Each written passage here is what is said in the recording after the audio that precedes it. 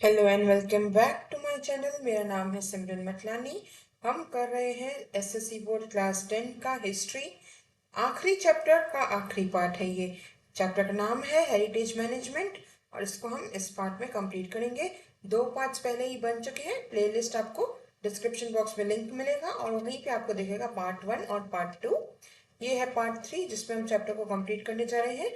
Channel को subscribe करके जरूर जाइएगा और टेलीग्राम और इंस्टाग्राम चैनल के लिए यहाँ पर आपको क्यूआर कोड दिया गया है। खत्म करते हैं इस चैप्टर को। Chapter number 9 heritage management, sources of history, conservation, preservation हमने समझ लिया था। उसके बाद लाइब्रेरीज और म्यूजियम्स और आर्काइव्स भी हमने देख लिए थे। लास्ट में बचता है हमारा इंसाइक्लोपीडिया। तो इसी को करना है, इसी को आज इस वीडियो में हम खत्म करेंगे। सो इंसाइक्लोपीडिया क्या होता है, कितने तरीके के हैं और हिस्ट्री रिलेटेड कौन सी इंसाइक्लोपीडियाज हैं, ये हम इस चैप्टर में इस लास्ट पार्ट में समझेंगे। So, encyclopedia is a systematic compilation of information or knowledge of various topics.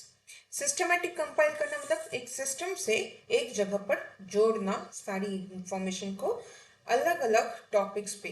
सारा इंफॉर्मेशन, सारा नॉलेज जो है किसी भी टॉपिक पे या अलग अलग टॉपिक्स पे एक ही जगह पर जोड़ना, कंपाइल करना। इंफॉर्मेशन और knowledge in encyclopedia is arranged with a specific method. इस इंफॉर्मेशन को अरेंज करने का एक कोई ना कोई तरीका होता है। कभी कभी अल्फाबेटिकली अरेंज किया जाता है ए टू जेड मैटर में, और कभी कभी ईयर वाइज किया जाता है कुछ डिटेल्स को, कभी अल्फाबेटिकली किया जाता है। आगे आपको समझ में आएगा क्या तरीके होते हैं, क्या अलग अलग मेथड्स होते हैं ऑर्गेनाइज करने के। So organising available knowledge and making it available accessible is the main objective of encyclopedia. मैंने आपको जब लाइब्रेरी और आर्काइव्स के बारे में बताया, मैंने एक बात बताई थी आपको कि दोनों के जो प्राइमरी टास्क है, जो मेन टास्क है, वो काफी हद तक सिमिलियर है। बुक्स को, मैन्यूस्क्रिप्ट्स को अपनी ओरिजिनल कंडीशन में प्रिजर्व करके रखना, संजो के रखना, और ये इंश्योर करना कि जब भी कोई रीडर आए लाइब्रेरी या आर्काइव्स में और वो किसी बुक से या किसी मैन्यूस्क्रिप्ट की डिमांड करे तो आप उसको वो प्रोवाइड कर सको, एक्सेसिबल बना सको। यही यही मेन ऑब्जेक्टिव होता है इंसाइक्लोपीडिया का भी। क्या? ऑर्गेनाइज करना जो भी नॉलेज अवेलेबल है और उसको लोगों के लिए एक्सेसिबल, ताकि वो उन तक पहुंच सके। एक्सेस करना मतलब कहीं किसी चीज तक पहुंच पाना। आप कभी जाते हो, आपको कहा जाता है कि आप लाइब्रेरी के इस एरिया में नहीं जा सकते, वो एरिया एक्सेसिबल नहीं है, आपके रेंज के बाहर है, आपको नहीं जाने दिया जा सकता। बिल्कुल उसी तरह सारा नॉलेज जो है लोगों के लिए एक्सेसिबल होना चाहिए। अब इंसाइक्लोपीडिया अलग अलग तरीके की होती हैं और हिस्ट्री पे भी कई सारी इंसाइक्लोपीडियाज लिखे गए हैं। लेकिन उससे पहले इंसाइक्लोपीडिया के बेनिफिट्स क्या हैं। So, it makes vast volume of knowledge accessible to readers. Vast volume मतलब बहुत बड़े नंबर में इंफॉर्मेशन, बहुत सारी इंफॉर्मेशन आपको जब एक बुक में मिल जाती है, और उससे क्या होता है, रीडर्स को उस नॉलेज का एक्सेस मिलता है। कि अब जैसे मैं आपको एक एग्जांपल देती हूँ। इंसाइक्लोपीडिया वैसे तो एक बुक होती है जिसमें दुनिया भर के चीजों के बारे में नॉलेज होता है, इंफॉर्मेशन मिल जाती है, आपको जानकारी मिल जाती है दुनिया की हर चीज के बारे में। लेकिन आईटी टेक्नोलॉजी के टाइम में, आज के हमारे एआई टेक्नोलॉजी के टाइम में और इंटरनेट के टाइम पे हमारे लिए इंसाइक्लोपीडिया बन चुका है विकीपीडिया। ये होता है विकीपीडिया, जो आपने कई बार देखा होगा, एक्सेस किया होगा अलग अलग इंफॉर्मेशन के लिए। अब मैंने यहाँ पर एक विकीपीडिया का पेज ओपन किया है इंडिया की हिस्ट्री के ऊपर। पेज का नाम ही है हिस्ट्री ऑफ इंडिया। और अगर आप यहाँ देखने जाओगे ना, तो इसके अंदर भी आपको दिखेगा कि अगर मैं अब यहाँ पे इंडस वैली पे क्लिक करूँ तो इसके अंदर और इंडस वैली सिविलाइजेशन पे एक लंबा सा पेज है। उसके आगे और मैं अगर आगे जाऊँ, एंशियंट इजिप्ट पे जाऊँ, तो उसके आगे वो उस पे पूरा एक पूरा पेज है। तो बहुत सारी डिटेल्स जो है ना, एक छोटे से लैपटॉप पे, एक छोटे से मोबाइल पे आप देख सकते हो। और इसको एडिट करना बहुत ईजी है। आप एक बुक को एडिट करने जाओगे ना, आपको पूरा का पूरा बुक फिर से पब्लिश करना पड़ेगा। अगर आपको कोई नई इंफॉर्मेशन उस बुक में एंटर करनी है, आपको अपनी ऑडियंस तक, अपने रीडर्स तक एक नई इंफॉर्मेशन वहाँ तक पहुँचानी है कि उस बुक में इंक्लूडेड हो, तो आप दुनिया में जितनी भी इंसाइक्लोपीडिया पब्लिश हो गई उसमें वहाँ जा जाके उसमें वो पेजेस नहीं ऐड कर सकते। यहाँ पर आप वो कर सकते हो, यहाँ पर आप एडिटिंग के टूल पे जा करके वो इन्फॉर्मेशन लिख सकते हो कि भाई ये भी इन्फॉर्मेशन है इंडिया की हिस्ट्री के बारे में। लेकिन जब आपको इंसाइक्लोपीडिया बुक के अंदर इन्फॉर्मेशन ऐड करनी है तो पूरी की पूरी बुक आपको फिर से पब्लिश करनी पड़ती है। ये एक फर्क होता है कि फिर इंसाइक्लोपीडिया जो है लार्ज नंबर ऑफ डेटा, जैसे ये लार्ज नंबर ऑफ में है, ये आप पूरा पेज देखोगे हिस्ट्री ऑफ इंडिया का तो कितना लंबा पेज है, इतनी सारी इंफॉर्मेशन डिटेल में आपको मिल जाएगी। इसी तरह इंसाइक्लोपीडिया में भी जैसे विकीपीडिया पे मिलती है कि so it can help in satisfying their curiosity. आपको किसी चीज के बारे में जानने की जिज्ञासा है, इसीलिए आपने सर्च किया, आपने इंडियन हिस्ट्री सर्च किया, आपने कुछ भी सर्च किया, as a matter of fact आपकी जिज्ञासा जो है ना वो पूरी हो जाएगी जब आपको इंफॉर्मेशन मिल जाएगी। आपको जब नहीं पता होता यार मेरे को जानना है कि ये कब हुआ था, मुझे जानना है कि ये कहाँ पर है, ये जगह कहाँ पर है, तो मुझे बताओ, तो आप क्या करते हो, मैप जा करके देखते हो। आपको हिस्ट्री के बारे में कुछ जानना है तो आप हिस्ट्री के बारे में इंसाइक्लोपीडिया या विकीपीडिया खोल सकते हो, अपने टेक्स्ट बुक खोल सकते हो। और जब आपको वो इन्फॉर्मेशन मिल जाती है तो क्या होता है, संतुष्टि महसूस होती है, सेटिस्फाइड फील करते हो। सो ये एक काम है इंसाइक्लोपीडिया का कि जो आपकी जिज्ञासा है, आपकी क्यूरियोसिटी है, उसको सेटिस्फाई करना। Encyclopedias provide fundamental information on any topic in order to understand it properly. So, encyclopedia किसी भी हर चीज के बारे में डिटेल में नहीं समझाती, बल्कि वो हर चीज के बारे में एक आपको बेसिक इंफॉर्मेशन देती है। फंडामेंटल मतलब जो आपकी बुनियाद बन सके। अब मैं आपको कहूँ कि आपको हिस्ट्री पढ़ना शुरू करना होगा, मान लो एक छोटा सा बच्चा है, अब उसको हम इंट्रोड्यूस करना चाहते हैं हिस्ट्री एज अ सब्जेक्ट से, तो आप उसको फंडामेंटल्स क्या सिखाओगे पहले कि बेटा हिस्ट्री का मतलब होता है कि जो पास्ट में हो चुका है ना वो हम आपको पढ़ाएंगे हिस्ट्री में। ज्योग्राफी में माँ हम लोग आपको दुनिया की ज्योग्राफी, उसके लैंड, उसके ओशंस, हमारे एटमॉस्फेयर के बारे में पढ़ाएंगे। तो हर चीज का एक बेसिक आइडिया जो है ना वो हमें इंसाइक्लोपीडिया से मिलता है कि सो एक फंडामेंटल इंफॉर्मेशन प्रोवाइड करता है किसी भी टॉपिक पे। हर एक टॉपिक पे वो डिटेल में नहीं जाता, पर हर एक टॉपिक के बारे में फंडामेंटल बेसिक डिटेल्स देता है। Thus, the reader get motivated to read extensively. जब आपको किसी भी चीज के बारे में कुछ बेसिक बातें पता चल जाए, मतलब मान लो चाहे आप कोई स्पोर्ट्स में आ जाओ, अगर आपको कोई स्पोर्ट्स खेलना पसंद आ गया तो आप चाहोगे आप उसके बारे में और डिटेल में जानो कि भाई वर्ल्ड कप होल्डर्स कौन है, वर्ल्ड रिकॉर्ड्स किसके हैं, किसने कितना स्कोर किया है, कितने टूर्नामेंट्स होते हैं, हमारे देश में कौन से टूर्नामेंट्स होते हैं। जब आपको कोई स्पोर्ट खेलना पसंद आ जाए, मान लो आपने क्रिकेट खेलना शुरू किया, आपको पसंद है क्रिकेट खेलना, तो आप उसको और डिटेल में जानना चाहोगे। वैसे ही जब इंसाइक्लोपीडिया आपका बेसिक इंफॉर्मेशन आपको दे देती है तो कहीं ना कहीं आपके अंदर एक मोटिवेशन आती है कि भाई मुझे उसके बारे में और एक्सटेंसिवली पढ़ना है कि So, encyclopedias make the existing knowledge easily accessible to scholars and researchers and also highlight research areas which have not yet received enough attention. तो इंसाइक्लोपीडिया जो है ना जितना भी एग्जिस्टिंग नॉलेज है वो स्कॉलर्स और रिसर्चर्स तक पहुंचाती है, और ये भी बताती है, मतलब हाईलाइट करने का मतलब है कि ये भी बताती है कि कौन सी ऐसी एरियाज हैं जिसमें हमारे पास ज़्यादा इंफॉर्मेशन नहीं है और जिसपे आप चाहो तो रिसर्च कर सकते हो। अब इसका मैं एक एग्जांपल, क्लासिक एग्जांपल देती हूँ। 1920 में एक एक्सकवेशन हुआ जिसके बाद हमें पता चला कि इंडिया में इंडस वैली सिविलाइजेशन करीबन 2800 साल पहले या अराउंड 1800 बिफोर क्राइस्ट एरा में हुआ करती थी। जब तक 1920 में ये एक्सकवेशन नहीं हुई थी, ये खोज नहीं हुई थी कि इंडस वैली सिविलाइजेशन भी एग्जिस्ट करती है, तब तक हमारे पास उसका कोई नॉलेज नहीं था।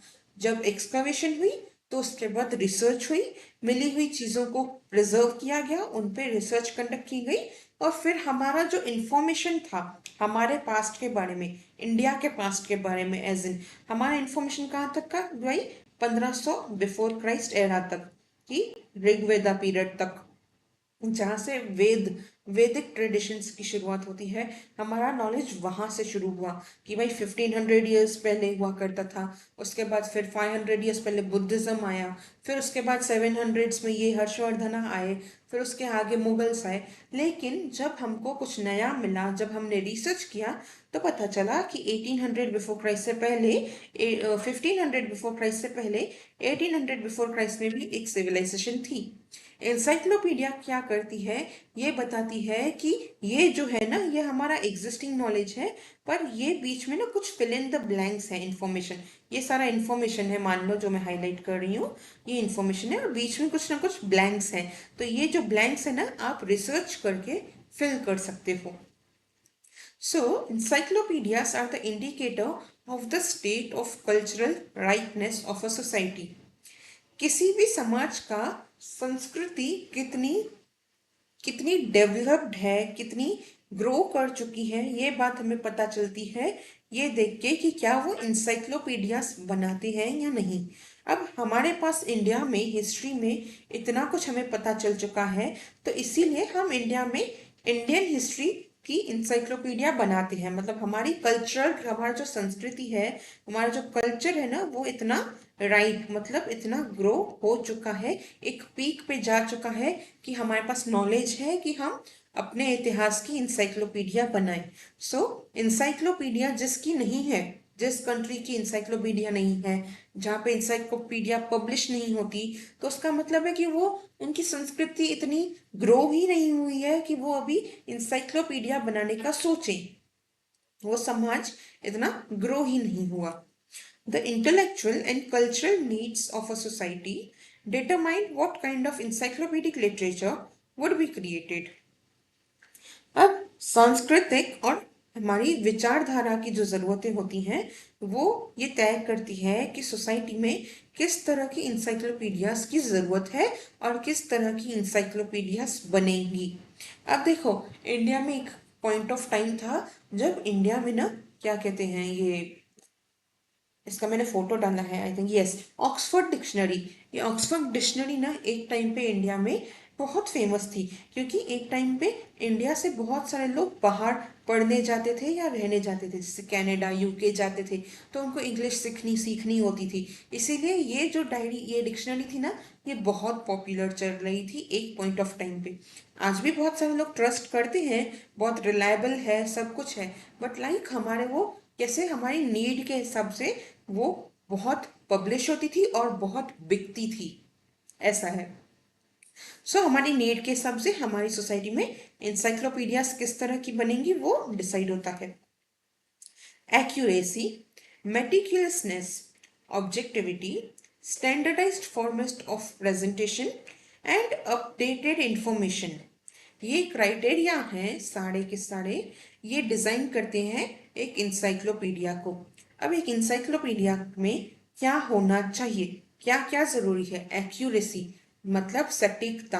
अगर मैं कहूँ इंडिया आज़ाद 1949 में हुआ, मैंने एक इंडियन हिस्ट्री की इंसाइक्लोपीडिया लिखी, ऑथर बनी मैं उसकी, और मैंने ये लिख दिया कि 1949 में इंडिया आज़ाद हुआ, तो क्या मेरी इंफॉर्मेशन सटीक है, एक्यूरेट है, सच है? नहीं, वो एक झूठ है, उसमें एक्यूरेसी नहीं है, गलती की गई है इंसाइक्लोपीडिया में। तो इंसाइक्लोपीडियाज में गलतियों की जगह नहीं होती, उसका एक्यूरेट होना, सही इंफॉर्मेशन देना बहुत ज़रूरी है, और सही के साथ साथ अपडेटेड इंफॉर्मेशन भी।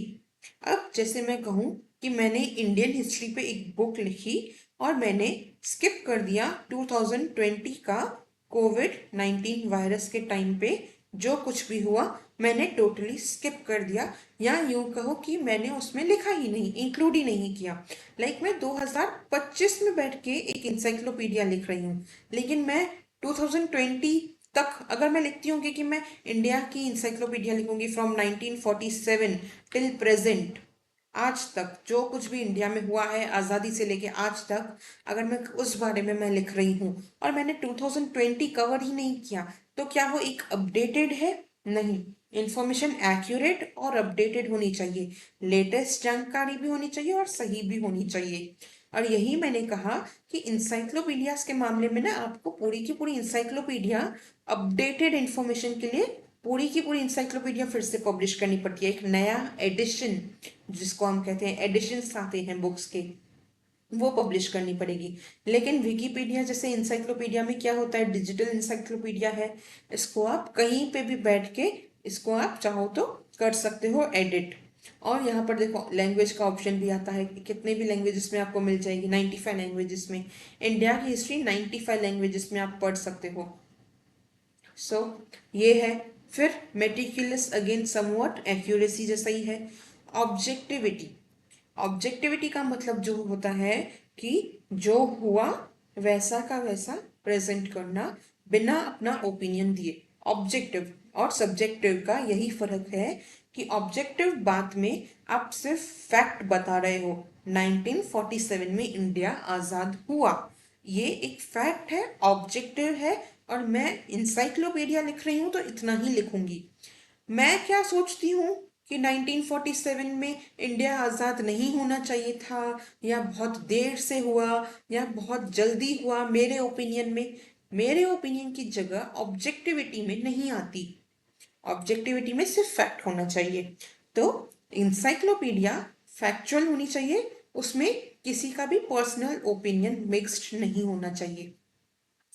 In order to incorporate the latest available information, revised editions of encyclopedia या supplements to original need to be published.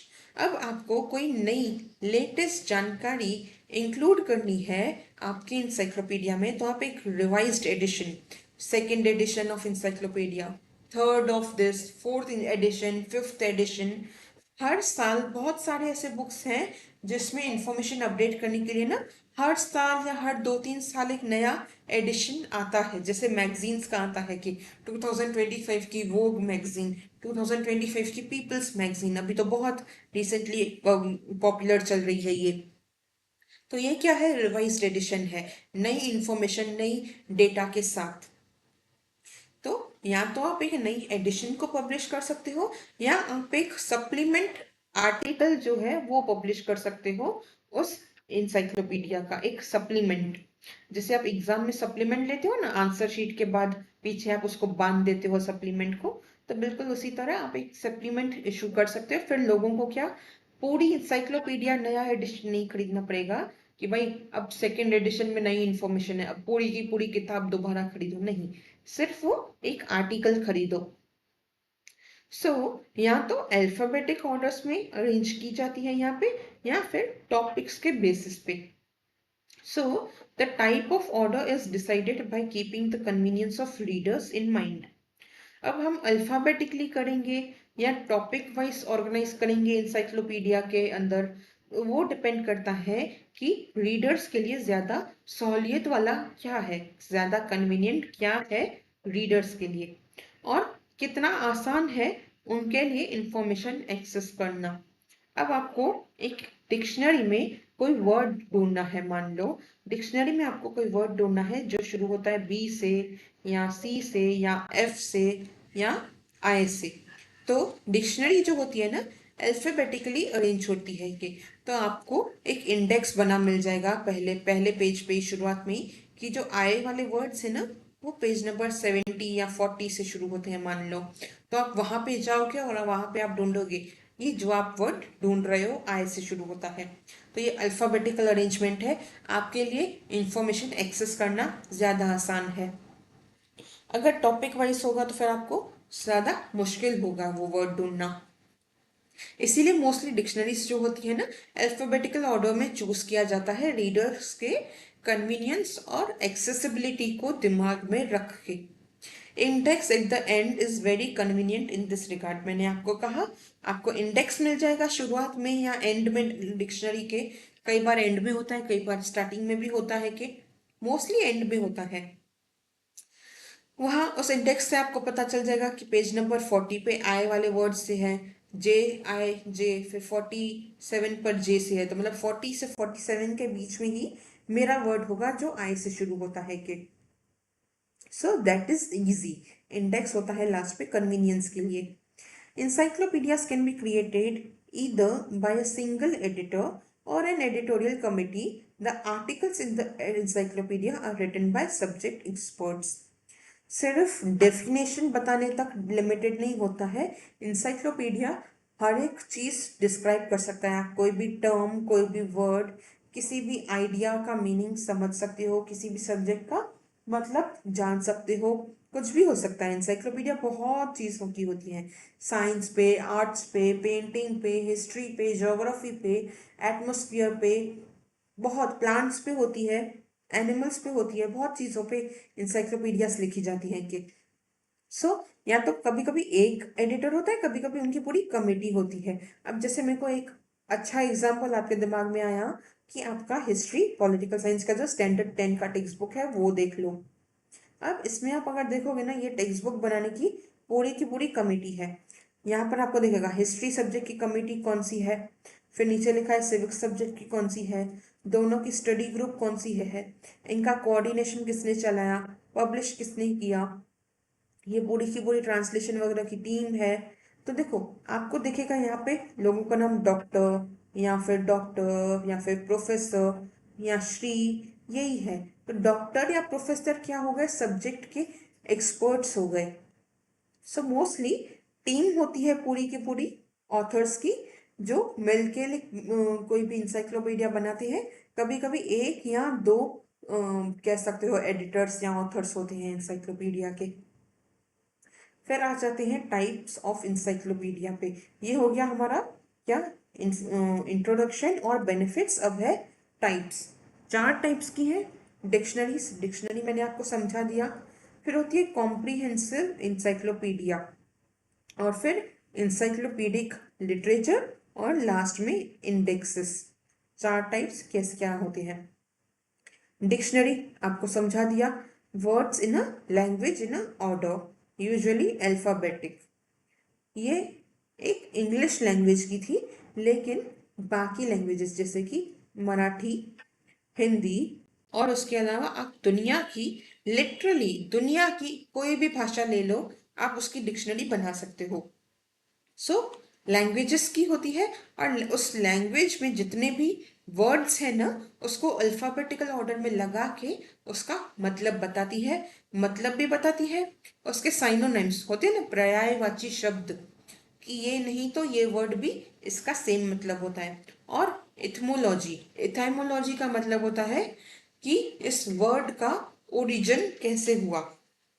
यही टाइप्स ऑफ डिक्शनरी होती हैं कि कॉम्प्रिहेंसिव डिक्शनरी जो सिर्फ कुछ तरीके के वर्ड्स को एक्सप्लेन करती है। जैसे कि अगर मैं कहूँ कि प्लांट्स की डिक्शनरी है, तो जो भी वर्ड्स प्लांट्स या गार्डनिंग या फार्मिंग से जुड़े हुए हैं, जो भी टर्म्स, जो भी वर्ड्स फार्मिंग प्लांटिंग के जुड़े हुए हैं, सिर्फ उन्हीं को डिक्शनरी में एक्सप्लेन किया गया है, वो होती है कॉम्प्रिहेंसिव।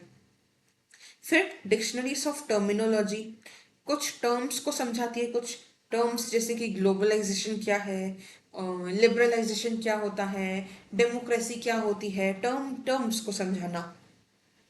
और एटाइमोलॉजी, एटाइमोलॉजिकल डिक्शनरी, और एटाइमोलॉजिकल डिक्शनरी मैंने समझाया कि वर्ड्स का ओरिजिन कैसे हुआ ये बताती हैं।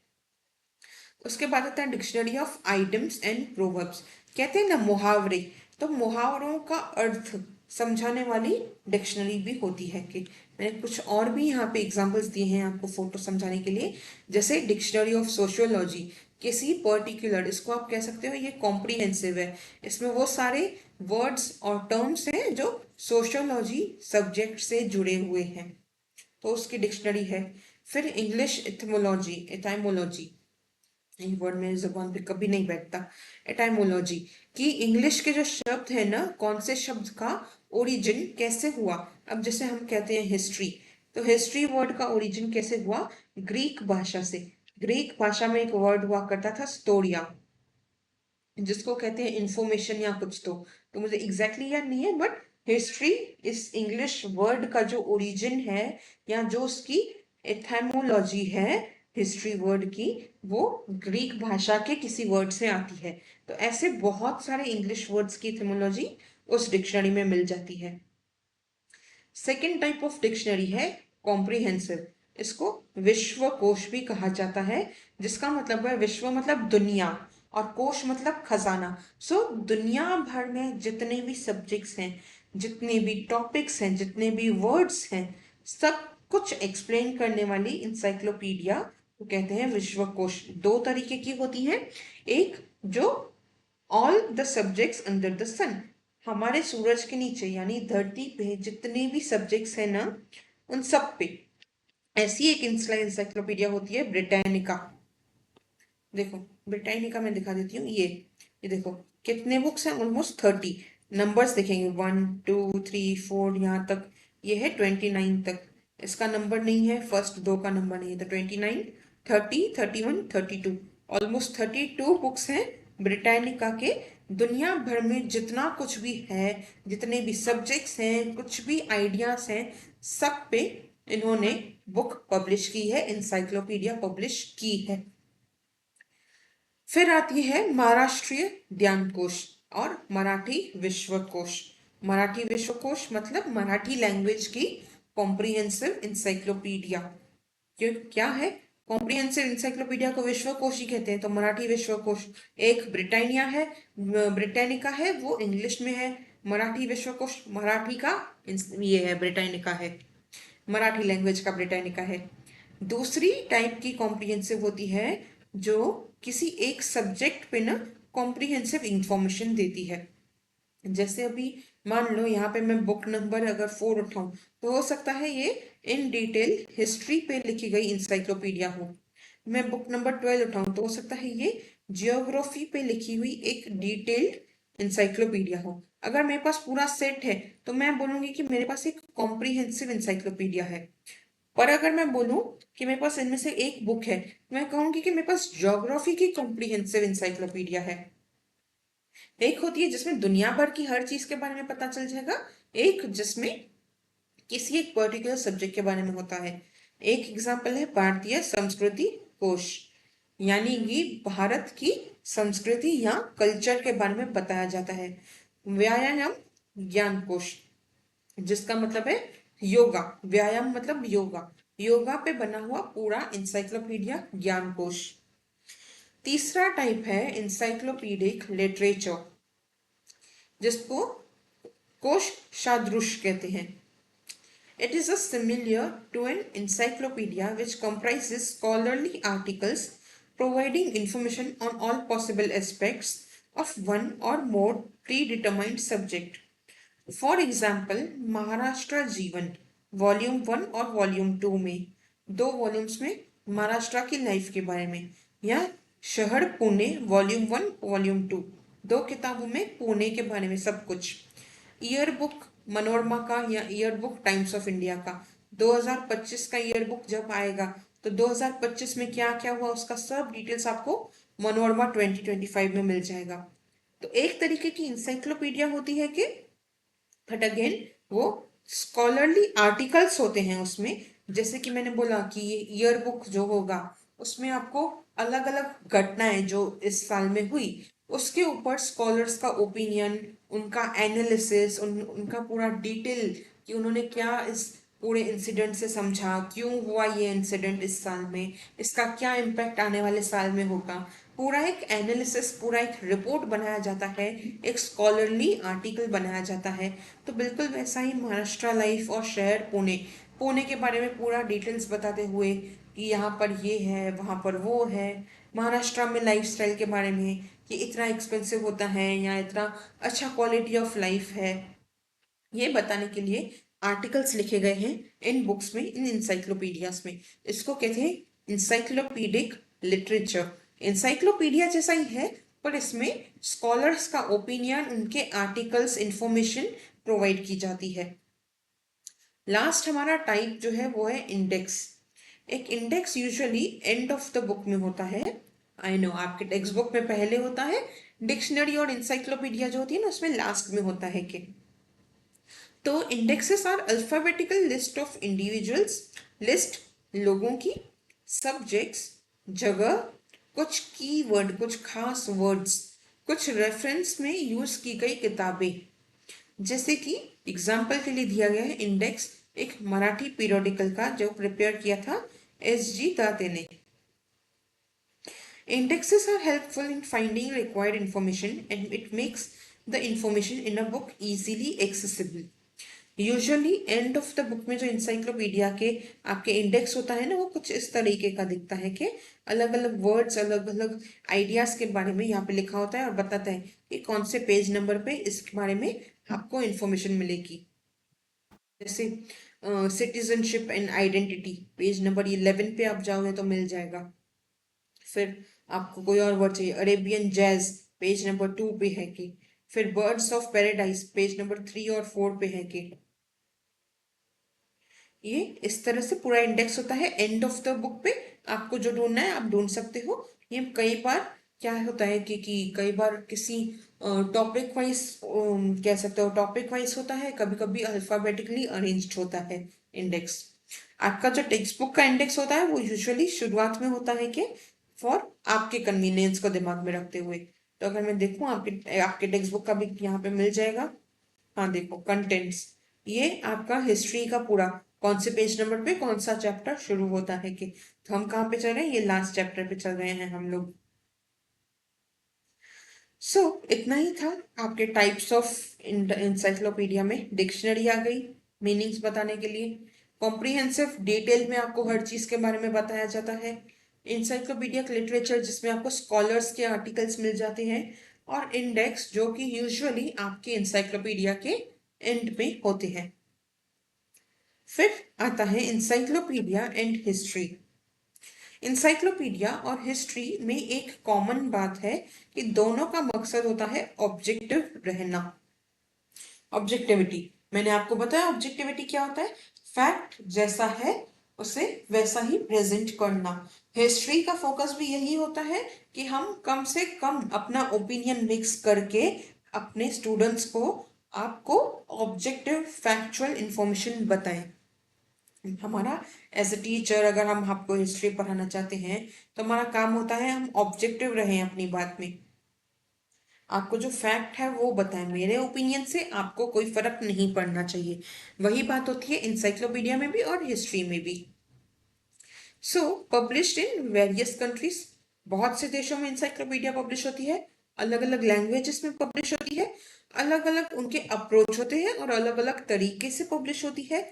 हम इंडिया में जो एक डिक्शनरीज या जो भी इंसाइक्लोपीडिया पब्लिश करते हैं, हम हमारे इंडियन जो रीडर्स हैं, जो हमारी टारगेट ऑडियंस है, उसको दिमाग में रख के इंसाइक्लोपीडिया को डिजाइन करते हैं और वही हमारी प्रायोरिटी होते हैं। तो हर देश में लोगों की प्रायोरिटी अलग होती है, इसलिए उनके जो इंसाइक्लोपीडिया का स्ट्रक्चर होता है, जो फॉर्मेट होता है, वो अलग होता है हमारे यहाँ की इंसाइक्लोपीडिया से। यह स्ट्रक्चर, अब किन चीज़ों का प्रभाव होता है इंसाइक्लोपीडिया के फॉर्मेट पे, उनके देश की पॉलिसीज क्या हैं, उनकी अपनी खुद की वैल्यूज क्या हैं, किस चीज़ को मानते हैं, उनके आदर्श क्या हैं, आइडियल्स क्या हैं, कि उनका देश किन चीज़ों को अलाउ करता है। अब जैसे कि बहुत सारे देश, मान लो अगर आप हम अब डेमोक्रेसी जैसे देश में रहते हैं, हम पॉलिटिकल साइंस में यही पढ़ रहे हैं ना कि इंडिया में डेमोक्रेसी है। सो अगर मैं एक इंसाइक्लोपीडिया पॉलिटिकल इश्यूज पे लिख रही हूँ, इंडिया की पॉलिटिक्स पे लिख रही हूँ, तो मैं उस पर ये नहीं लिख सकती कि हमें डिक्टेटरशिप पे फोकस करना चाहिए, डिक्टेटरशिप की तरफ बढ़ना चाहिए, वो हमारी नेशनल पॉलिसी के अगेंस्ट होगा, तो वो नहीं करना, वो हमारी इंसाइक्लोपीडिया में नहीं मिलेगा। लेकिन जो देश जैसे कि कुछ कम्युनिस्ट कंट्रीज हैं जहाँ पे कम्युनिज्म चलता है, जहाँ पे वन पार्टी रूल है, कि वहां पे आपको क्या कहते हैं, डेमोक्रेसी पे इंसिस्ट हो नहीं मिलेगा कि इंसाइक्लोपीडिया डेमोक्रेसी पे इंसिस्ट करती है, इनकी नहीं होता। सो it can be a medium of strengthening national identity.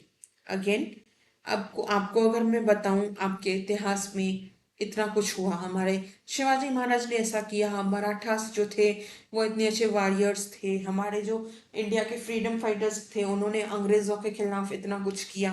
तो आपके अंदर वो हिस्ट्री की इंसाइक्लोपीडिया पढ़ के अपने देश पे नाज होगा, इस बात पे नाज होगा कि हम इंडियंस हैं। फॉर एग्जाम्पल, भारतीय संस्कृति कोश, इंडिया की कल्चरल इंसाइक्लोपीडिया, जिसको महादेव शास्त्री जोशी जी ने एडिट किया है, मतलब उन्होंने लिखा है। अब आपको इंडिया की संस्कृति के बारे में पढ़ के क्या प्राइड फील होगा कि भाई हमारी संस्कृति इतनी इतनी वास्ट है, इतनी पुरानी है, इतनी कलरफुल है, इतनी खूबसूरत है कि आप प्राउड फील करते हो अपने इंडियन होने पे। So, making knowledge in all sphere of life accessible to everybody can be one of the major drives behind the creation of encyclopedia. Encyclopedia बनाने का सबसे बड़ा मोटिवेशन यही है कि हमें लोगों तक दुनिया की जिंदगी की और दुनिया की हर एक चीज का इंफॉर्मेशन, हर एक चीज का ज्ञान, नॉलेज हर एक इंसान तक पहुंचाना है, एक्सेसिबल बनाना है। कि अब एक एग्जांपल मैं आपको कंपेयर करके दूं कि मैं आपको ये लेक्चर जो है फ्री में यूट्यूब से पढ़ाती हूँ। मेरा एम भी यही है कि आप चाहे कहीं पे भी हो, आप अपने घर में हो, हॉस्टल में हो, अपने रिलेटिव्स के यहाँ रहो, कहीं पे भी चले जाओ दुनिया में, आपको अगर ये चैप्टर कंप्लीट करना है तो फ्री में यूट्यूब पे आपको ये चैप्टर मिल जाएगा। तो मेरा मोटिवेशन क्या है ये वीडियो बनाने का? बिल्कुल वही होता है इंसाइक्लोपीडियाज के साथ, इंसाइक्लोपीडिया का भी वही मोटिवेशन होता है। Inspiration to gain and spread knowledge motivates either individuals or groups to create encyclopedia. ये इंस्पिरेशन कि हमें नॉलेज हासिल भी करना है और वो नॉलेज दूसरों तक पहुंचाना भी है। दोनों कभी कभी मोटिवेट करता है लोगों को या ग्रुप्स को, लोगों के ग्रुप्स को, कि वो एक इंसाइक्लोपीडिया क्रिएट करें। So, hence encyclopedias are looked upon as an outstanding achievement of society.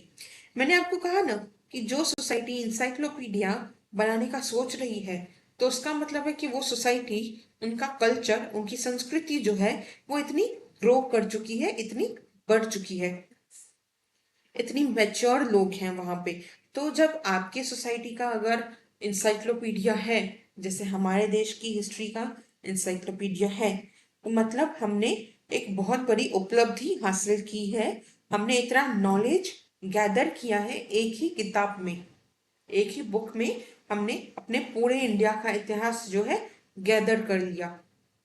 It is a outstanding achievement, बहुत बड़ी उपलब्धि है ये। It is the manifestation of the collective intellectual and creativity of the society. अब हमारे Indian history में इतनी सारी चीजें हुई, हो सकता है कोई एक इंसान होगा जो इंडिया की एंशियंट हिस्ट्री का स्कॉलर होगा, कोई होगा जो मिडाइवल हिस्ट्री का स्कॉलर होगा, और कोई तीसरा इंसान होगा जो मॉडर्न हिस्ट्री का स्कॉलर होगा। अब इन्होंने तीनों ने एक साथ कलेक्टिवली अपनी ये बुद्धि, अपनी ये इंटेलेक्चुअल, अपना ये दिमाग और उस अपनी क्रिएटिविटी को जोड़ के एक इंसाइक्लोपीडिया बनाई जिसमें इंडिया की एंशियंट, मिडिवल और मॉडर्न सारी हिस्ट्री एक ही बुक में मिल गई। तो तीन लोगों ने मिलकर कलेक्टिवली एफर्ट किया, एक क्रिएटिविटी दिखाई, एक साथ कोऑपरेट करके काम किया। तो ये एक बड़ी बात है। कि फिर आता है the following are the early encyclopedias. दुनिया की सबसे पुरानी पहली इंसाइक्लोपीडियाज में से एक है नेचुरल हिस्ट्री। कब? फर्स्ट सेंचुरी एडी, मतलब आज से करीबन 1900 ईयर्स। अब हम किस कौन से साल में? 2000 में है ना, तो माइनस कर लो 1900 ईयर्स। 1900 में 1900 ईयर्स पहले नेचुरल हिस्ट्री की एक बुक लिखी गई थी जिसने लिखने वाले का नाम था प्लिनी। ये एक ग्रीक फिलोसोफर थे, ग्रीक ऑथर थे। इसके बाद आता है द इंसाइक्लोपीडिया बाय डेडोरॉट। एक फ्रेंच फिलोसोफर थे, 18th सेंचुरी मतलब 1700s में इन्होंने ये एक नई इंसाइक्लोपीडिया लिखी थी। इसकी मैंने आई थिंक दोनों में से किसी की तो फोटो दी है। ये है प्लिनी द एल्डर की लिखी गई नेचुरल हिस्ट्री। तो जितनी भी बुक हमको इतिहास में मिलती है ना, उसको ट्रांसलेट करके ये नया वर्जन, नया एडिशन लिखा गया है प्लिनी द एल्डर का। फिर ये है इंसाइक्लोपीडी। इसका नाम ऐसे इसीलिए क्योंकि ये फ्रेंच में इंसाइक्लोपीडिया का मतलब है। तो किसने लिखी थी? डिडरॉट। ये वो बुक है कि इसमें देखो new novel edition, new edition. So 28 volumes में ये लिखी गई थी, फ्रांस में पब्लिश हुई थी। 51 से 72, 1751 से 72 के बीच में बहुत सारे सब्जेक्ट्स जैसे कि फिलोसॉफी से लेकर पॉलिटिक्स तक, आर्ट से लेकर ट्रेड तक, व्यापार तक, हर चीज के बारे में इसमें लिखा गया है कि। फिर आती है इंसाइक्लोपीडिया ब्रिटानिका, जिसके बारे में मैंने आपको पहले ही तस्वीर दिखाई। कॉम्प्रिहेंसिव एक इंसाइक्लोपीडिया है, 1761 में पहली बार पब्लिश हुई थी और उसके बाद कई बार इसके नए नए एडिशन निकाले गए हैं। फिर ancient tradition of dictionary, India में भी, ये तो सब बाहर की हो गई ना, ब्रिटानिका यूके की हो गई, इंसाइक्लोपीडिया फ्रांस की हो गई, प्लिनी द एल्डर ने जो लिखी वो ग्रीक है। तो इंडिया में कौन सी है? निघंटु और शब्दकोश। शब्द मतलब वर्ड, कोश मतलब ट्रेजर, शब्दों का एक कोश, एक किताब जो हर शब्द को एक्सप्लेन करती है। फिर आता है महानुभव सेक्ट की लिखी गई इंसाइक्लोपीडिया और राज व्यवहार कोश, जो कि शिवाजी महाराज जी के टाइम पे ये प्रिपेयर किया गया था, क्योंकि उनका विजन, उनकी सोच ये थी कि मुगल टाइम से लेकर अब तक हमारे देश में जो भी सरकारी काम चल रहा है, एडमिनिस्ट्रेशन, प्रशासन का जो भी काम चल रहा है, वो फारसी उर्दू भाषा में चल रहा है। पर्शियन, उर्दू लैंग्वेजेस कोर्ट की लैंग्वेज बन गई है। राजा की जो दरबार होती है, दरबार की लैंग्वेज बन गई है। जो आम लोगों तक बात पहुंचाई जा रही है, मैसेज पहुंचाए जा रहे हैं, जो भी औपचारिक पेपर वर्क किया जा रहा है, सब कुछ ये फारसी भाषा में हो रहा है। अब हमको ये चेंज करना है और इंस्टेंटली नहीं कर सकते। कुछ ऐसे वर्ड्स हैं जो हमारी जुबान पे बैठ गए हैं, हम उनको उर्दू में ही बोलते हैं। आज भी आपको पता चलेगा भी नहीं कि आपने जो वर्ड बोला वो हिंदी का था कि उर्दू का था या मराठी का था। तो छत्रपति शिवाजी महाराज जी ने क्या किया, ये एक इंसाइक्लोपीडिया बनाई। उन्होंने एक मराठी डिक्शनरी बनाई। ये एक पर्शियन टू मराठी डिक्शनरी की तरह थी, जिसको हम राज व्यवहार कोश कहते हैं ना, वो एक तरह की पर्शियन टू मराठी लैंग्वेज की डिक्शनरी थी, ताकि वो जो वर्ड्स जो हम पर्शियन लैंग्वेज में यूज कर रहे हैं, फारसी लैंग्वेज में यूज कर रहे हैं, उसके बजाय हम उसका मराठी वर्ड यूज करें। इसके लिए ये राज व्यवहार कोश बनी थी। अब निघंटु और शब्दकोश क्या है? निघंटु के बारे में मैंने लिखा है, इसको आप कह सकते हो संस्कृत लैंग्वेज की डिक्शनरी है कि जिसमें साइनोनिम वर्ड्स भी थे, मतलब भी बताएंगे, उसके पर्यायवाची भी बताएंगे। फिर उसमें पर्टिकुलरली जो वर्ड्स हुआ करते थे ना, वो वैदिक और आयुर्वेदिक जो टेक्स्ट होता है ना, वेद और आयुर्वेद, उससे रिलेटेड जो वर्ड्स हैं संस्कृत भाषा के, उसका मतलब और पर्यायवाची शब्द बहुत ही क्रुशियल थे। मेडिसिनल प्लांट्स, बहुत सारे प्लांट्स हम कहते हैं ना कि बीमारियां ठीक करते हैं, उसको हम कहते हैं मेडिसिनल प्लांट्स। तो उन प्लांट्स को पहचानने के लिए निघंटुस लिखे गए थे, ताकि हम उनकी प्रॉपर्टीज, उनकी जो खूबियां हैं कि भाई इस झाड़ की वजह से, इसके पत्तों की वजह से आपका सिर दर्द ठीक हो सकता है, इसके पत्तों से आपका पेट दर्द ठीक हो सकता है, उसमें ये प्रॉपर्टी है, ये खासियत है, ये आपको ये निघंटु जो किताब है ना ये बता सकती है कि। और राजविहार कोश तो मैंने आपको बताया मराठा एम्पायर के टाइम पे बनी थी, एक संस्कृत मराठी डिक्शनरी थी to replace Persian administrative terms. तो जो फारसी भाषा के शब्द हैं उन्हें रिप्लेस करने के लिए। अब देखो सो फार हमारा इंसाइट था, उसमें हमने क्या क्या किया देखते हैं। हमने इंट्रोडक्शन हमारा हो गया, इंसाइक्लोपीडिया क्या होती है मैंने ये आपको समझा दिया। फिर क्या फायदे होते हैं ये भी हमने देख लिया, कितने तरीके की इंसाइक्लोपीडिया से ये भी समझ लिया, और इंसाइक्लोपीडिया का इतिहास भी समझ लिया। अब लास्ट हमारा पार्ट आता है इंसाइक्लोपीडिया पे कि इतिहास से जुड़ी, हिस्ट्री से जुड़ी कौन सी इंसाइक्लोपीडिया है। अब इस पे मैं आगे बढ़ूंगी, एक सेकंड दीजिएगा, मैं 1 मिनट पॉज करती हूँ और 1 मिनट में वापस आती हूँ। तो देखो, इंडियन हिस्ट्री के बारे में तो वैसे मैंने आपको एक इंसाइक्लोपीडिया पहले पहले ही दिखा दिया आपके नोट्स में मैंने कि इंडियन इतिहास के बारे में भी एक इंसाइक्लोपीडिया लिखी गई है कि अच्छा चलो, ये कभी कभी हैंग होने लगता है। लेकिन इतिहास से जुड़े और भी कई सारे इंसाइक्लोपीडियास लिखे गए हैं। अब जो ये यहाँ से हम पाठ शुरू कर रहे हैं ना, इसमें आपको बहुत सारे नाम मिलेंगे, बहुत सारे इंसाइक्लोपीडियाज के नाम मिलेंगे जो हिस्ट्री से जुड़े हुए हैं। तो मैंने वो हाईलाइट कर लिए हैं जो इम्पोर्टेंट हैं, क्योंकि एक ही बार आपके पास्ट में, आपके प्रीवियस पेपर्स में एक ही बार 2022 में आपसे एक क्वेश्चन पूछा गया था, फिल इन द ब्लैंक्स जैसा। मतलब वो चार्ट बनाया हुआ था कि ये जो इंसाइक्लोपीडिया है इस साल में लिखी गई थी। तो कहीं पे आपको ईयर दिया गया था, कहीं पे आपको नाम दिया गया था, और आपको ब्लैंक्स पूरे करने थे। 2022 का पेपर है, मैंने शायद ओपन करना रह गया, मुझे लगता है कि कोई बात नहीं, मैं लास्ट में पूरा PYQ भी आपको करवाने वाली हूँ एक एक वीडियो करके। नाम है भारतवर्षीय प्राचीन ऐतिहासिक कोश। अगेन, कोश का मतलब आप समझ लीजिए इंसाइक्लोपीडिया। भारतवर्षीय, भारतवर्ष का, इंडियन सब कॉन्टिनेंट, इंडियन रीजन का प्राचीन, प्राचीन मतलब एंशियंट, प्राचीन जमाने का ऐतिहासिक कोश, historical encyclopedia of Indian ancient India. Basically ancient India की इंसाइक्लोपीडिया लिखी किसने है? रघुनाथ भास्कर गोडबोले। साल कब था? 1876, जब ये पब्लिश हुई थी।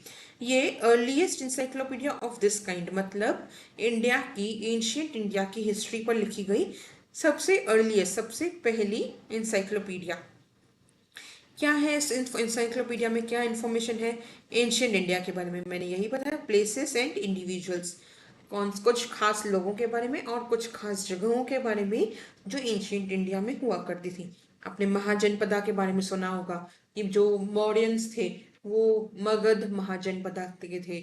उसके बाद आपने अवंती, और उसके बाद हस्तिनापुर जैसे शहर, फिर क्या कहते हैं, गांधार, ये सब जो जगह थी ये एंशियंट इंडिया की लोकेशंस थी इनके। ये कुछ शहर थे एंशियंट इंडिया में। तो सो अकॉर्डिंग टू एडिटर, अब एडिटर साहब क्या कहते हैं कि those individuals who lived in Bharatvarsh, जो लोग भारतवर्ष में रहते थे, earned a name for themselves and were part of us along with their women, son, religions, lands and capitals, rivers, mountains, lands, whatever their history is given in this encyclopedia. अब editor क्या कहते हैं ना कि जितने भी लोग भारतवर्ष में एंशियंट टाइम्स में रहते थे, उन्होंने अपने अपने लिए एक नाम कमाया, और वो हमारा और हमारे इतिहास का हिस्सा है। वो लोग भी, उनके साथ साथ औरतें, उनके बच्चे, उनका धर्म, उनकी जमीन, नदी, पहाड़, सब कुछ हमारे इतिहास का हिस्सा। 23 volumes of Maharashtriya Dhyan Kosh edited by Sridhar Venkatesh Ketkar are available. 23 volumes यानी कि 23 बुक्स में ये महाराष्ट्र का ज्ञान कोश जो है श्रीधर वेंकटेश केतकर जी ने लिखा है और आप लोगों के लिए अवेलेबल है। The major drive for Ketkar in creating it, अब इसको क्रिएट करने का इनका जो मेजर मोटिवेशन था वो क्या था कि was to facilitate wider access to knowledge and to expand the intellectual sphere of Marathi speaking people. जितने भी लोग महाराष्ट्र में मराठी स्पीकिंग है उनके लिए जो सारा नॉलेज है, जो सारी इंफॉर्मेशन है, वो और भी एक्सेसिबल बनाना, उन तक उनकी ही हिस्ट्री, उनका ही नॉलेज, उनके महाराष्ट्र का नॉलेज उन तक पहुंचाना, और उनकी जो सोच की धारा है, जो उनकी लिमिट है, उसको बढ़ाना, उनका नॉलेज एक्सपांड करना। तो his was far-reaching view of history which is reflected in these volumes. अब उनका मोटिवेशन तो पता है, पर ये मोटिवेशन जो है ना उनकी लिखी गई इन 23 वॉल्यूम्स की इंसाइक्लोपीडिया में दिखता भी है। अब मैंने जो दूसरा आपके लिए दिलाया है, हाईलाइट किया है, इसीलिए किया है कि आपसे पूछा गया है भारतवर्षीय चित्र कोश, भारतवर्ष का कोश, चित्रकोश,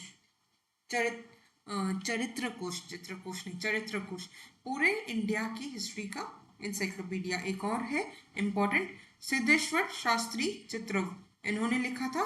एस्टैब्लिश्ड कंपनी, एस्टैब्लिश्ड कमिटी थोड़ा अटक रही हूँ मैं, कोई बात नहीं। इन्होंने एक कमेटी बनाई थी, भारतीय चरित्र कोश मंडल, और उसी कमेटी से मिल के 3 वॉल्यूम्स में ये एक इंसाइक्लोपीडिया पब्लिश किया था। 3 वॉल्यूम्स में क्या नाम था? भारतवर्षीय प्राचीन। मैंने एक एक वर्ड क्यों हाईलाइट किया है? एक है प्राचीन, एक है मध्ययुगीन, और तीसरी है अर्वचन। मतलब एक इन्होंने लिखी, नाम से में भारतवर्षीय चरित्र कोश, बीच में एक वर्ड आ जाता है, यहाँ तो प्राचीन एंशियंट इंडिया के लिए, मध्ययुगीन मिडाइवल इंडिया के लिए, और वचन मॉडर्न इंडिया के लिए। कौन से साल में याद रखिएगा? पहली जो थी 1932 में आई, मध्ययुगीन मिडाइवल इंडिया पे आई 1937 में, और फिर उसके बाद मॉडर्न इंडिया पे आई 1946 में। द फर्स्ट वॉल्यूम इंक्लूड्स, अब पहला वॉल्यूम क्या है? वैदिक लिटरेचर इंक्लूडिंग श्रुति, स्मृति, सूत्र, वेदांग, उपनिषद, पुराण, जैन और बुद्धिस्ट लिटरेचर, ये सब हमारे एंशियंट इंडिया का पार्ट है। सारे हमारी श्रुति, स्मृति, उपनिषद, वेदांग, ये सब हमारे एंशियंट लिटरेचर का पार्ट है। उसके साथ साथ उस पीरियड की, दोनों ही पीरियड्स के जो भी इम्पोर्टेंट लोग हैं उनके बारे में बायोग्राफी, इंपॉर्टेंट इंडिविजुअल्स की बायोग्राफी बाकी के 2 वॉल्यूम्स में भी मौजूद है कि सो सम स्पेशल इंसाइक्लोपीडियाज, कुछ इंसाइक्लोपीडियाज खास हैं। संगीत शास्त्रकार व कलावंत यांचा इतिहास, किसने लिखी? लक्ष्मण दत्तात्रेय जोशी। संगीत शास्त्र एक किताब जो संगीत या म्यूजिक के बारे में है, और कलावंत, कला, आर्ट के बारे में, इनका इतिहास, यांचा इतिहास मतलब इनका इतिहास। क्रांतिकारांचा चरित्र कोश, क्रांतिकारी कौन थे? रिवॉल्यूशनरीज, जिन्होंने इंडिया को आज़ादी दिलाई। करीबन 250 इंडियन रिवॉल्यूशनरीज के बारे में, इंडिया के क्रांतिकारियों के बारे में इसमें लिखा गया है कि स्वतंत्र सेना सैनिक चरित्र कोश, स्वतंत्र सैनिक क्या इंसाइक्लोपीडिया, स्वतंत्र सैनिक फ्रीडम फाइटर्स, जिन्होंने अपनी लाइफ में कुछ ऐसा किया जिससे देश को आज़ादी मिल सके, इंडिया की आज़ादी के लिए लड़े। तो उन्होंने सजा भी भुगती अंग्रेजों के में जाके, उन्होंने अंग्रेजों के हाथों जेल में भी रहे, और फिर भी अपनी पूरी जिंदगी डिवोट की, समर्पित की इंडिया की आज़ादी की लड़ाई में। आपका लास्ट सबसे इंपॉर्टेंट मुझे लगता है ये है स्थल कोश। ये आपसे कई बार शॉर्ट नोट में पूछा गया है। स्थल मतलब जगह, कोश मतलब इंसाइक्लोपीडिया, एक ऐसी इंसाइक्लोपीडिया जो आपको उन जगहों के बारे में बताती है जो हमारे हिस्ट्री में इम्पोर्टेंट प्लेस होल्ड करते हैं। कुछ ऐतिहासिक जगह हैं, जैसे हम कहते हैं ना कि हमारे लिए द्वारका, सोमनाथ, काशी, फिर बनारस, ये सब हमारे इतिहास से जुड़ी हुई जगहें हैं, ये हमारी हिस्टोरिकली इम्पोर्टेंट लोकेशंस हैं। तो geographical information for historical studies important होती है कि इतिहास को समझने के लिए कुछ ऐसी जगहों को समझना भी इंपॉर्टेंट होता है।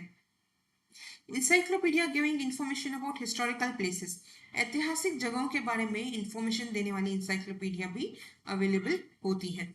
पहली है स्थान पोथी, जिसको लिखा था मुनि व्यास जी ने। ये महानुभव सेक्ट के थे। महानुभव सेक्ट एक कृष्ण भगवान का एक सेक्ट है, कृष्ण भक्तों का एक सेक्ट, जिसकी शुरुआत की थी चक्रधर स्वामी जी ने। और चक्रधर स्वामी जी जहां जहां गए थे उन जगहों के बारे में मुनि व्यास जी ने स्थान पोथी में लिखा है कि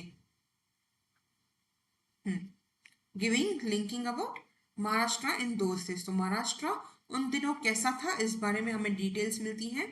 और वो जगह है जो लीला चरित्र में लिखी हुई है। लीला चरित्र जो है ना, वो चक्रधर स्वामी जी की अपनी बायोग्राफी है कि तो लीला चरित्र में जो जगहों का डिस्क्रिप्शन मिलता है, वो जगहों का पता हमें ये स्थान पोथी से भी मिलता है। तो स्थान पोथी बाय मुनि व्यास, ये एक इम्पॉर्टेंट है। स्थल कोश में आपको अगर अगली बार फिर से पूछा जाए तो पहला आपको ये लिखने के आना है स्थान पोथी, दूसरा लिखना है प्राचीन भारतीय स्थल कोश पर प्राचीन भारत यानी एंशियंट इंडिया का। किसने लिखा? सिद्धेश्वर शास्त्री चित्रव ने 1969 में कंपाइल किया था इस बुक को। प्लेसेस जो हमारे वेदास में है, कौटिल्य ने जो अर्थशास्त्र लिखा था, चाणक्य का अर्थशास्त्र उसमें है। उसमें जो जगहों का मेंशन है, जो जगहों का मेंशन वेद में है, जिन जगहों का मेंशन पनीनी ने अपनी किताब में किया, वाल्मीकि ने रामायण में किया, महाभारत में जिन जगहों का नाम आता है, पुराण, और फिर हमारे संस्कृत लिटरेचर, उसके अलावा जैन और बुद्धिस्ट लिटरेचर, और तो और ग्रीक, चाइनीस और फारसी लिटरेचर में इंडिया की, एंशियंट इंडिया की जिन जगहों का नाम, जिन जगहों का मेंशन किया गया है, उन जगहों के बारे में और भी इंफॉर्मेशन मिलती है हमें इस बुक से। उसके बाद आता है विश्वकोश। स्थल कोश यहीं तक था। दो स्थल कोश के बारे में मैंने आपको बताया। अब है विश्वकोश, वर्ल्ड कोश, वर्ल्ड इंसाइक्लोपीडिया, जिसको the first chief minister of Maharashtra honourable Shri Yashwant Rao Chavan initiated the compilation of Marathi Vishwakosh through Maharashtra राज्य साहित्य संस्कृति मंडल। ये एक ग्रुप है, कमेटी है, मंडल है महाराष्ट्र की, राज्य स्टेट की लिटरेचर कल्चरल मंडली कमेटी, जिसने विश्वकोश को शुरू किया। इन्होंने ही इनिशिएट किया कि भाई हमें एक मराठी लैंग्वेज में एक ऐसा विश्वकोश, एक ऐसी वर्ल्ड इंसाइक्लोपीडिया लानी है। क्या था इनका व्यू, क्या था, इनकी सोच क्या थी इस इंसाइक्लोपीडिया की शुरुआत करने के लिए, कि the sphere of Marathi language and literature को इनहेंस करना। मराठी लैंग्वेज में जो लिटरेचर है, लैंग्वेज है, उसका जो दायरा है ना, उस दायरे को बढ़ाना है। दुनिया भर का नॉलेज, दुनिया भर की डिटेल्स, हर एक चीज के बारे में आपको पता चलेगा मराठी लैंग्वेज में लिखी गई इस मराठी इंसाइक्लोपीडिया, जिसका नाम है विश्वकोश। काम शुरू किया गया था तर्क तीर्थ लक्ष्मण शास्त्री जोशी जी के गाइडेंस के अंडर। तो इन्होंने गाइड किया, इन्होंने बताया कैसे करना है, क्या करना है। Contains knowledge about all possible subjects in the world. दुनिया में जितनी भी पॉसिबल चीज़ों के बारे में आप सोच सकते हो, जितने भी सब्जेक्ट्स के बारे में आप सोच सकते हो ना, हर एक चीज़ के बारे में इंफॉर्मेशन इसमें दी गई है। It also contains very important entries about history. इतिहास के बारे में भी इसमें, इंडिया के और महाराष्ट्र के इतिहास के बारे में भी इसमें बहुत सी इंपॉर्टेंट चीज़ें, बहुत सी इंपॉर्टेंट टिप्पणियां की गई हैं। भारतीय संस्कृति कोश, नाम में ही है भारत की संस्कृति, कल्चर का इंसाइक्लोपीडिया। 10 वॉल्यूम्स में लिखा गया था महादेव देव शास्त्री जोशी जी ने। इसमें इंडिया के इतिहास, इंडिया की ज्योग्राफी, यहाँ के लोग कौन से एथनिक ग्रुप्स के हैं, कौन सी भाषाएं बोलते हैं, उनका अपना इतिहास क्या है, क्या फेस्टिवल्स मनाते हैं, और हमारी संस्कृति के जो बचे कुचे शेष जो हमने यहाँ पर नाम नहीं लिया, हमारी संस्कृति का हिस्सा है, उसके बारे में डिटेल्स मिलती है भारतीय संस्कृति कोश में, Indian cultural encyclopedia.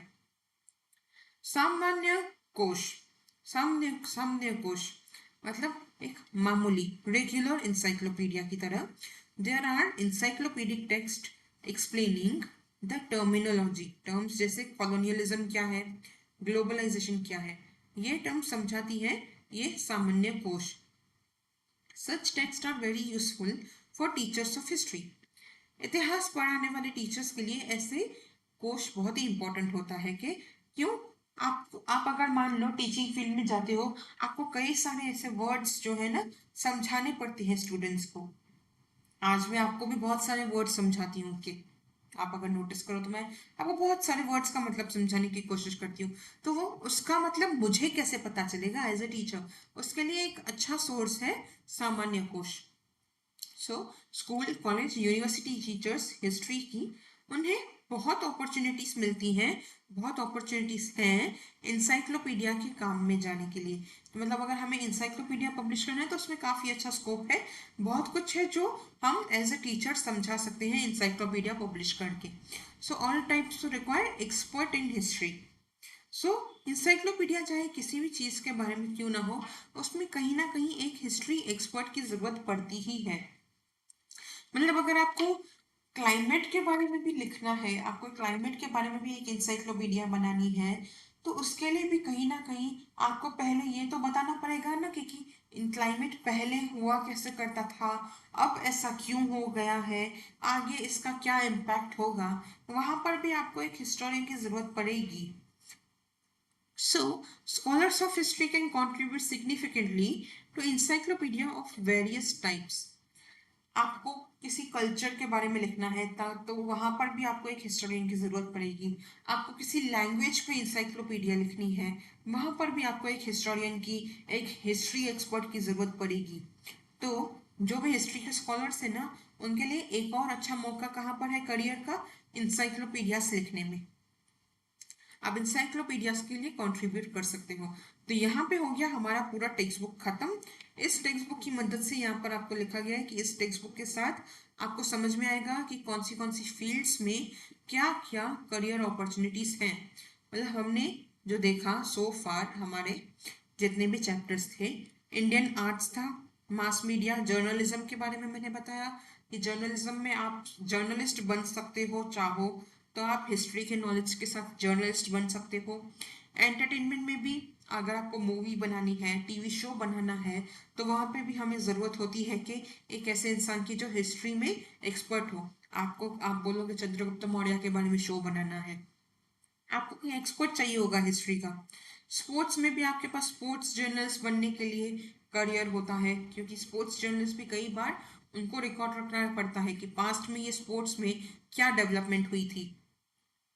Tourism industry, hospitality, मैंने कहा था सबसे बड़ा मार्केट हिस्ट्री के लिए करियर के तौर पर टूरिज्म में है, क्योंकि ऐतिहासिक जगह है, ऐतिहासिक धरोहर दुनिया में हर जगह पर है। महाराष्ट्र में बहुत सारे किले हैं, इंडिया में बहुत सारे किले हैं, बहुत सारे महल हैं, हम बहुत सारी आइकॉनिक ऐतिहासिक जगहें हैं, हिस्टोरिकल लैंडमार्क्स हैं। और वहाँ पर हमेशा टूर गाइड्स की, होटल्स की, टैक्सी ड्राइवर्स की, ट्रांसलेटर्स की जरूरत होती है कि तो ये एक अच्छा करियर है। इस टेक्स्ट बुक का मेन आइडिया यही था कि आपको ये बताया जाए कि आपके लिए हिस्ट्री में क्या करियर है। Question and answer. Louvre museum में लियोनार्डो डा विंची की कौन सी पेंटिंग है? मोनालिसा। कोलकाता में जो पहला म्यूजियम इंडिया का स्टैब्लिश हुआ था उसका नाम क्या था? इंडियन। मैंने आपको बताया था पहला था इंडियन म्यूजियम कोलकाता में, फिर था गवर्नमेंट म्यूजियम और फिर था नेशनल म्यूजियम। फिर गलत पेयर आइडेंटिफाई करो, इसमें काफी ऑब्वियस है, महाराजी सयाजी राव यूनिवर्सिटी दिल्ली में नहीं है, वडोदरा में है के बाकी सारे सही हैं। फिर आता है आपका, इनको रीजन एक्सप्लेन करो स्टेटमेंट्स का, कि आर्काइव्स और लाइब्रेरीज को रिसर्च जर्नल्स पैम्पलेट्स पब्लिश करने चाहिए। इससे क्या होता है, लोगों तक आप इंफॉर्मेशन एक्सेस कर सकते हैं। आप रिसर्च की, आपने पब्लिश किया पेपर, लोग आपकी पेपर पढ़ सकते हैं, पब्लिश्ड आर्टिकल पढ़ सकते हैं। सिर्फ ट्रेंड लोगों को ही कंजर्वेशन प्रिजर्वेशन के काम में आगे आना चाहिए। क्यों? मैंने आपको बताया था बहुत ही सेंसिटिव होते हैं, बहुत ही डेलिकेट चीजें होती हैं, ऐतिहासिक चीजें। मैंने आपको इजिप्ट में जो अभी अभी हुआ उसके बारे में आपको एक एग्जाम्पल किया था। ट्रेंड लोगों का होना जरूरी है, क्वालिफाइड होना जरूरी है कि फिर आपका आता है शॉर्ट नोट्स। मैंने आपको कहा था देखो सब आए हैं, विश्व कोश भी पूछा है, सामान्य कोश भी पूछा है, स्थल कोश भी पूछा है। स्थल कोश के अंदर दो एग्जाम्पल्स थे, दोनों मैंने आपको बता दिए। सरस्वती महल ग्रंथालय नायक डायनेस्टी थी जिसने स्टैब्लिश किया। फिर हमारे सरफोजी राजे महाराज हैं, उनके नाम पर ये रीनेम किया गया इस ग्रंथालय लाइब्रेरी को। लाइब्रेरी मैनेजमेंट क्यों इम्पोर्टेंट है, क्या टास्क है जो आर्काइव मैनेजमेंट करती है। फिर टाइप्स ऑफ इंसाइक्लोपीडिया मैंने आपको बताया, डिक्शनरी हो गया, उसके बाद कॉम्प्रिहेंसिव हो गई, फिर इंडेक्स हो गए लास्ट में आपके, उसके बीच में लिटरेचर वाला हो गया आपका पार्ट। तो ये सब जो है ना, अच्छा ये डिटेल में सबके आंसर, सब चैप्टर सब पूरे हो चुके हैं, तो सबका जो एंड में आपका ये एक्सरसाइज पार्ट दिया गया है ना, इसका प्रॉपर आंसर क्वेश्चन के साथ आंसर्स डिटेल में एक्सप्लेन करके आपको मैं टेलीग्राम चैनल पे देने वाली हूँ। क्योंकि अब सिलेबस खत्म हो गया है, तो मेरी कोशिश रहेगी कि अभी से लेकर दिसंबर तक मैं आपके लिए आपका सारा एक्सरसाइज वाला पार्ट और पिछले 4 साल के PYQ क्वेश्चंस बहुत इंपॉर्टेंट है, मैं पिछले 4 साल के PYQ क्वेश्चंस और हर एक चैप्टर का एक्सरसाइज वाला पार्ट कहाँ मिलेगा? टेलीग्राम चैनल पे मिलेगा। तो टेलीग्राम चैनल का QR कोड है, PDF उसी पे आ जाएगा। तो ठीक है, यहीं पे होता है हमारा चैप्टर समाप्त। चैप्टर के साथ साथ होता है हमारा पूरा का पूरा हिस्ट्री का सिलेबस भी खत्म। अब बस बचा है पॉलिटिकल साइंस का एक चैप्टर, और वो भी मैं बहुत जल्दी इसी वीक में अपलोड कर दूंगी। तो चैनल से बने रहिए, लाइक करिए, सब्सक्राइब करिए, कमेंट करिए, अपने जवाब बताइए, अपनी अटेंडेंस मार्क करिए। आप लोग देख के जाते हो, अटेंडेंस मार्क नहीं करके जाते हो, करना चाहिए आपको। मिलते हैं अगले वीडियो में, ध्यान रखिएगा अपना, take care and bye bye.